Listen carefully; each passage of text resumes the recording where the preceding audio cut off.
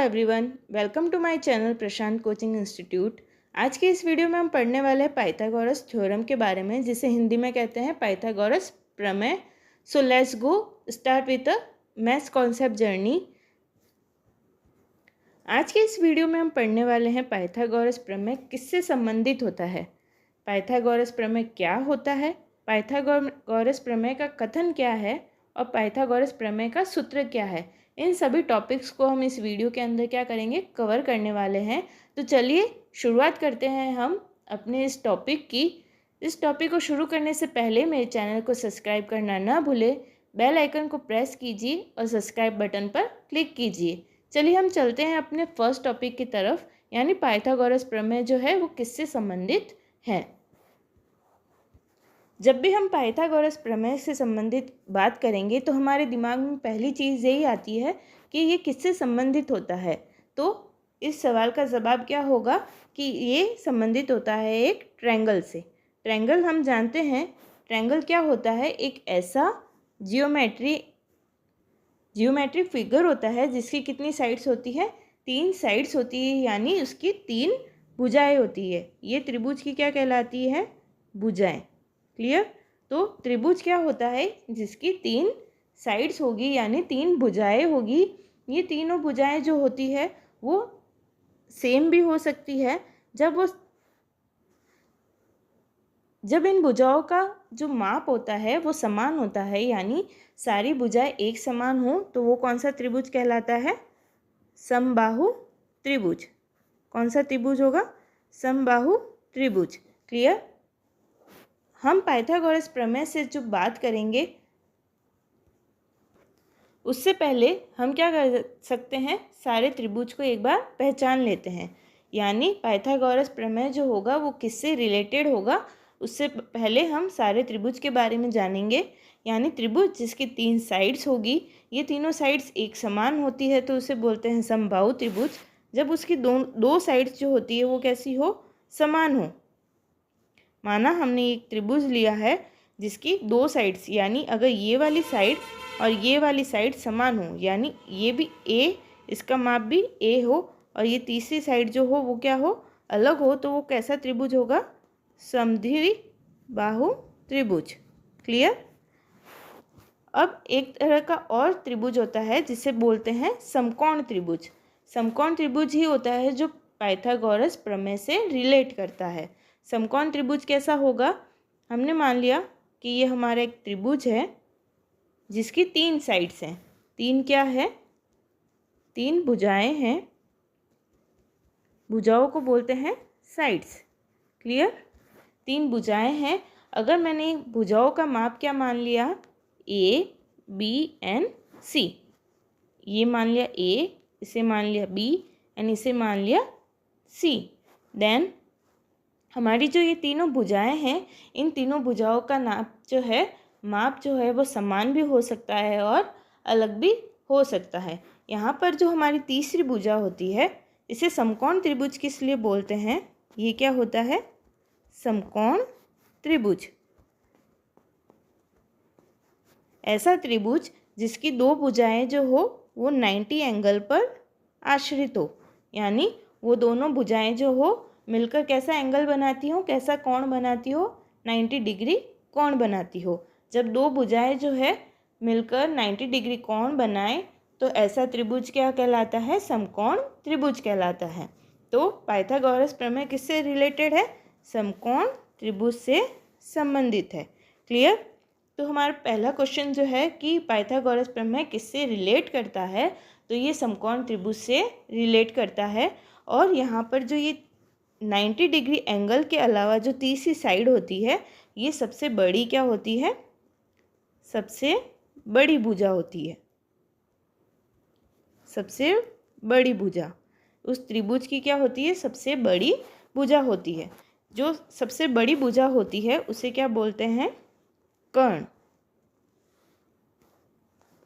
तो जैसे ये हमारा त्रिभुज है जिसकी तीनों साइड थी ए बी सी, तो ये वाली भुजा जो 90 एंगल के क्या हो, सामने वाली भुजा, 90 एंगल इस कोण के सामने वाली जो भुजा होगी उसे कहते हैं हम कर्ण। क्या कहेंगे, कर्ण। जिसे इंग्लिश में कहते हैं हाइपोटेनियस। क्लियर? ये क्या हो जाएगा उसका आधार।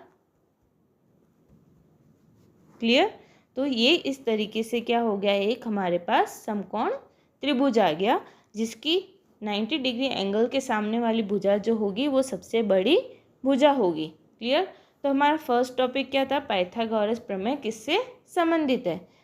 सेकंड क्वेश्चन हमारा क्या था, पाइथागोरस प्रमेय क्या है। चलिए हम उसके लिए आगे पढ़ते हैं। इसे पाइथागोरस प्रमेय, अगर हमारे पास एक समकोण त्रिभुज क्या है दिया गया है जिसकी हमने भुजा मान ली, ये उसका क्या हो गया, कर्ण हो गया, और ये उसकी भुजा हो गई ए, ये भुजा हो गई बी, एंड ये भुजा हो गई उसकी सी। तो पाइथागोरस प्रमेय क्या कहता है, पाइथागोरस प्रमेय के अनुसार यहाँ पर एंगल कितना है 90 डिग्री, ये हो गया आधार और ये हो गया उसका लंब। ये आपस में चेंज हो सकते हैं क्योंकि यहाँ 90 डिग्री एंगल है तो उसके अकॉर्डिंग हम आधार और लंब मानते हैं। ठीक है, कर्ण हमेशा सेम रहेगा, वो कौन सा होगा 90 डिग्री के सामने वाली भुजा। क्लियर?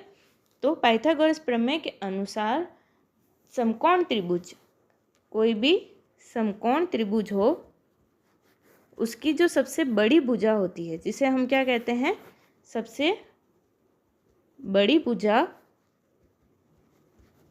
जिसे हम कहते हैं कर्ण। तो जो कर्ण का स्क्वायर होता है वो किसके बराबर होता है, कर्ण का जो वर्ग करते हैं वो किसके बराबर होता है, आधार के स्क्वायर प्लस लंब के स्क्वायर के जोड़ के बराबर।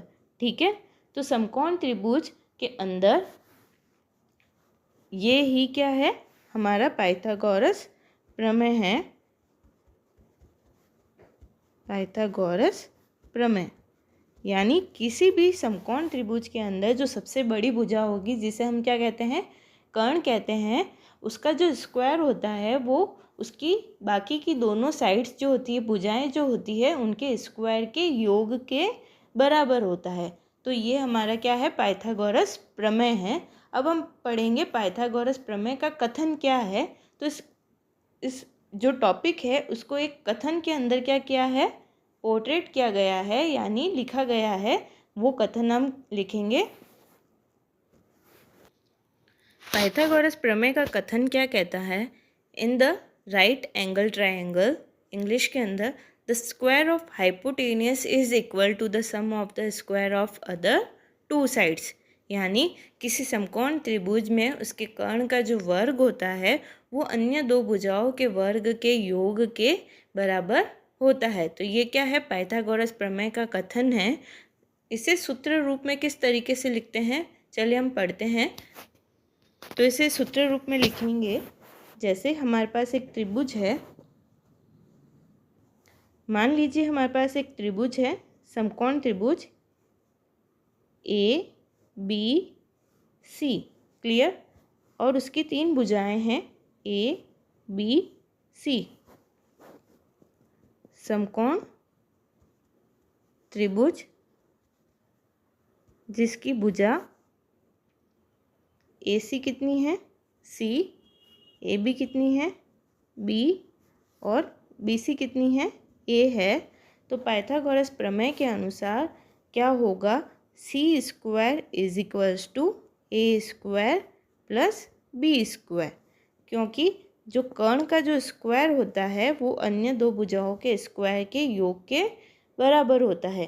तो ये तो हो गया उसका कर्ण और ये हो गई उसकी बाकी की दोनों भुजाएं ए और बी। सो ये क्या है, पाइथागोरस प्रमेय सूत्र। ठीक है, ये क्या हो गया, पाइथागोरस प्रमेय का सूत्र हो गया। अब हम बात करेंगे इस सूत्र का उपयोग कहाँ कहाँ होता है, यानी हम इसे कहाँ यूज़ कर सकते हैं।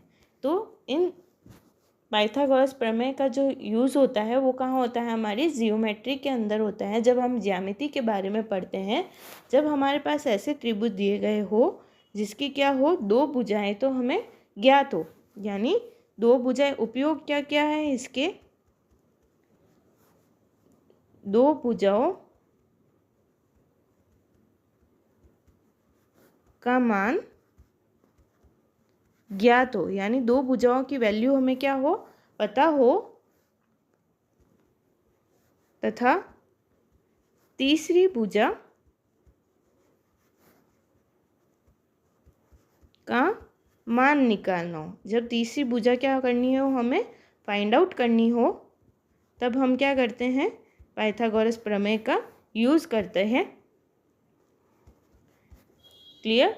जैसे अगर हमें दो भुजाएं ज्ञात है, यानी जैसे हमारे पास ए बी एंड ये जो सी थी, बी एंड सी थी, हमने मान लिया कि हमें ए और बी का मान पता है और हमें सी क्या करनी है, फाइंड आउट करनी है। तो हम पाइथागोरस प्रमेय के सूत्र की सहायता से क्या कर सकते हैं, उसका मान या वैल्यू ज्ञात कर सकते हैं। इसमें से तीन भुजाओं में से कोई भी अगर दो दी गई हो और तीसरे का मान निकालना हो, तो हम पाइथागोरस प्रमेय की सहायता से उसका यूज़ करके उसका मान निकाल सकते हैं। इसे हम एग्जाम्पल के थ्रू समझ सकते हैं। जैसे कि हमारे पास एक ट्रायंगल है, समकोण त्रिभुज है ए बी एंड सी। हमने मान लिया कि ये भुजा कितनी हो गई, 5 सेंटीमीटर, और ये भुजा कितनी है, 5 सेंटीमीटर। अब हमें क्या निकालनी है, हमें क्या क्या ज्ञात है, A B is equals to 5 centimetre, B C is equals to कितना है, 5 सेंटीमीटर। हमें ए सी क्या करनी है, फाइंड आउट करनी है। तो हम क्या करेंगे, पाइथागोरस प्रमेय का यूज़ करेंगे के अनुसार।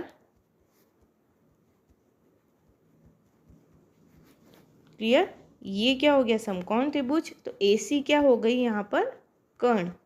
तो कर्ण क्या हो गई, ए सी का जो स्क्वायर होगा वो किसके इक्वल होगा, A B square plus B C square. अब हम यहाँ पर अपने मान लिख देंगे, यानी ए बी कितना था, 5, तो 5 का स्क्वायर, और बी सी कितना था, 5, तो कितना हो जाएगा, 25 plus 25। So A C square is equals to कितना हो गया, 50। ए सी कितना हो जाएगा, √50 सेंटीमीटर। इस तरीके से हम दो भुजाएं अगर हमें ज्ञात हो तो तीसरी भुजा की वैल्यू निकाल सकते हैं। एक और एग्जांपल के थ्रू इसे समझ सकते हैं। जैसे कि हम एग्जांपल लेते हैं, हमारे पास एक त्रिभुज है ए बी एंड सी। हमने मान लिया ये त्रिभुज हमारे पास है 9 सेंटीमीटर। क्लियर।